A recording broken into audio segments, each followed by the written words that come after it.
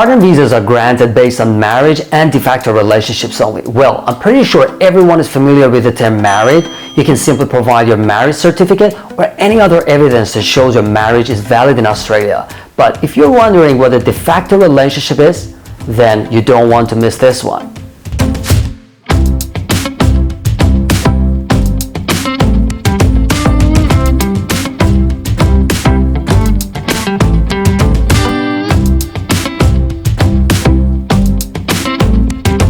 Hi, it's Ali here from Migration Door Australia, where we help you open the door to your new life by achieving your migration goals. If you're new here and if you're seeing value in this video, make sure you subscribe to our channel. It really makes a huge difference. And all the links to everything I mentioned in this video you can find linked in the description box below. Let's get started.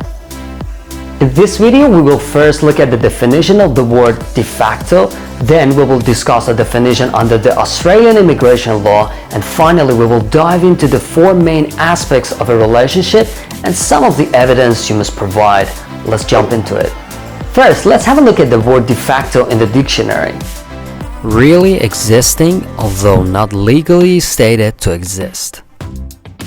Now we know what it means, but when you want to apply for the visa, the dictionary definition is of no value.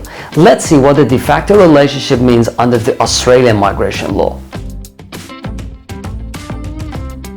In general, at the time of lodging your visa application, you must show that you have lived with your partner who can be of the same or different sex on a permanent basis for at least 12 months. And 12 months means 365 days, not 364 days, not 363, 365. And this is known as the Cohabitation Requirement. And if you lived separately, that was only on a temporary basis. You may have known each other and loved each other for 5 years, but have been living together only for 6 months. You don't meet the Cohabitation Requirement. But there is always a but, and there is a but here. You might still be eligible to apply for partner visa even if you're not married and you haven't been living together for 12 months.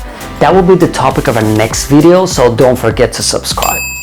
You must also be committed to this shared life to the exclusion of all others. It means you cannot have more than one partner. Your relationship is genuine and continuing, and also you're not related by family. The Department of Immigration will assess your visa application against what's known as the four pillars, or the four main aspects of the de facto relationship. These four pillars are social aspects, financial aspects, nature of the household, and nature of the commitment.